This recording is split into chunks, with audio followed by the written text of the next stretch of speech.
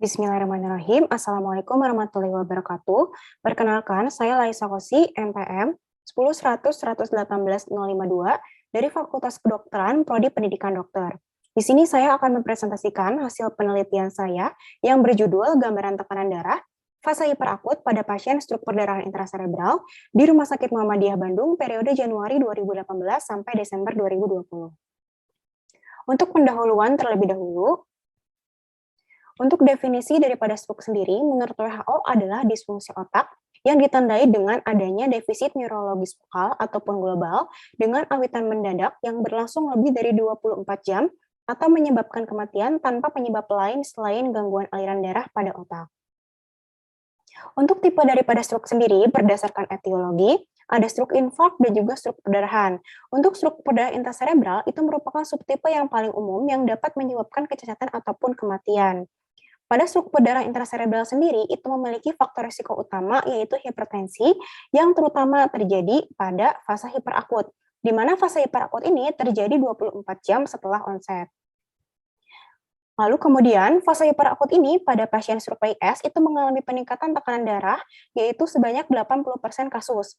Dalam 22,5 sampai 27,6%, tekanan darah sistolik itu meningkat lebih dari 180 mmHg.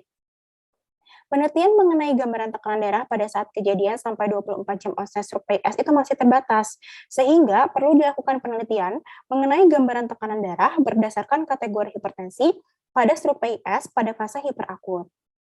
Untuk rumusan masalahnya adalah bagaimana gambaran tekanan darah berdasarkan kategori hipertensi pada pasien stroke PIS pada fase hiperakut di Rumah Sakit Muhammadiyah Bandung periode Januari 2018 sampai Desember 2020. Untuk tujuan penelitiannya adalah untuk menganalisis gambaran tekanan darah berdasarkan kategori hipertensi pada pasien stroke PIS pada fase hiperakut di Rumah Sakit Muhammadiyah Bandung periode Januari 2018 sampai Desember 2020. Untuk metode penelitiannya, dari teknik pemilihan sampel itu adalah total sampling, yakni mengambil seluruh sampel yang sesuai dengan kriteria inklusi dan juga eksklusi. Kemudian untuk kriteria inklusinya adalah pasien stroke PIS dengan faktor risiko hipertensi dan dibuktikan dengan CT scan kepala di Rumah Sakit Muhammadiyah Bandung periode Januari 2018 sampai Desember 2020. Untuk populasi targetnya adalah pasien stroke PIS dengan faktor risiko hipertensi di Kota Bandung, dan untuk metode penelitiannya adalah metode deskriptif observasional dengan desain cross-sectional atau potong lintang. Dari hasil penelitian, dari tabel 1 itu mengenai gambaran tekanan darah pasien stroke PIS di Rumah Sakit Muhammadiyah Bandung periode Januari 2018 sampai Desember 2020, dari tekanan darah sistolik yang tertinggi itu adalah sebesar 274 mmHg. Pada tekanan darah diastolik yang tertinggi itu adalah 195 mmHg. Kemudian pada tabel 2 itu mengenai kategori hipertensi pasien stroke PIS di Rumah Sakit Muhammadiyah Bandung periode Januari 2018 sampai Desember 2020. Pada tekanan darah sistolik, kategori terbanyak adalah kategori hipertensi emergensi, yaitu sebanyak 35 orang atau 48,6%. Sedangkan pada tekanan darah diastolik, kategori terbanyak adalah kategori normal, yaitu sebanyak 22 orang atau 30,56%.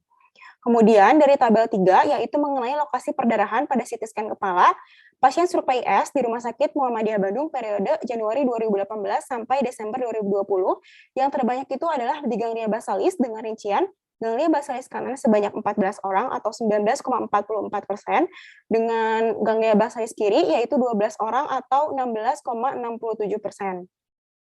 Kemudian pada pembahasan dari stroke PIS ini, kategori hipertensi terbanyak pada tekanan darah sistolik adalah kategori hipertensi emergensi. Sedangkan pada tekanan darah diastolik, kategori terbanyak adalah kategori normal. Jadi, untuk tekanan darah sistolik ataupun tekanan darah diastolik memang berperan dalam terjadinya stroke PIS itu sendiri. Namun beberapa penelitian menunjukkan jika usia sudah lebih dari 50 tahun, peran daripada tekanan darah diastolik itu cenderung menurun ataupun plate, sehingga peran daripada tekanan darah sistolik itu cenderung lebih berperan terhadap kejadian stroke PIS. Untuk lokasi perdarahan pada hasil penelitian ini, paling banyak itu di ganglia basalis. Memang untuk stroke PIS itu banyak terjadi di struktur-struktur dalam yang diperdarahi oleh arteri penetrans yang berukuran kecil. Dan juga untuk ganglia basalis itu sendiri memang diperdarahi oleh arteri penetrans yang berukuran kecil.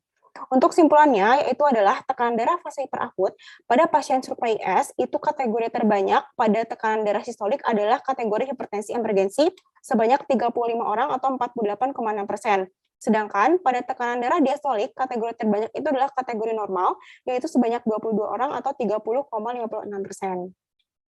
Alhamdulillah, Alamin. Terima kasih. Wassalamualaikum warahmatullahi wabarakatuh.